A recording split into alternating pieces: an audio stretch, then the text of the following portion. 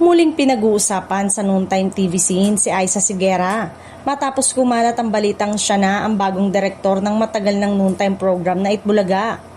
Kasunod ng kanyang emosyonal at makabuluhang post tungkol sa unang araw niya sa trabaho.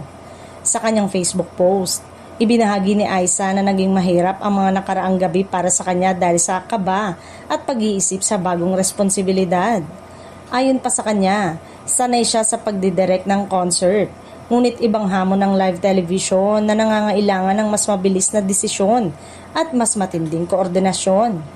Ibinida rin niya na naging maayos ang kanyang unang araw bilang direktor, kahit paaminado siyang marami pa siyang dapat matutunan. Para kay Aiza, malaking hakbang ito sa kanyang karir na mas pinalawak pa ang kanyang abilidad sa likod ng kamera. Nagpapasalamat din siya kay Ate Jenny na nagtitiwala sa kanya pati na rin kay Tita Pochi na aniya ay matagal nang gumagabay sa kanya mula pa sa pagkabata.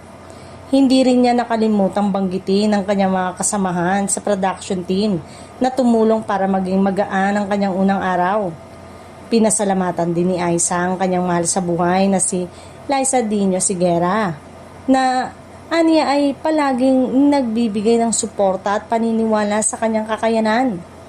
Emosyonal din niyang binanggit ang kanyang yumaong ina na si Caridad na ayon sa kanya ay matagal nang nagmamanifest ng ganitong tagumpay para sa kanya. Sa huli, nag-iwan si Aiza ng mensaheng puno ng pasasalamat sa buong Itbulaga family na nagsisilbing bagong yugto ng kanyang profesional na paglalakbay mula sa pagiging performer hanggang sa pagiging direktor ng isang live noontime show.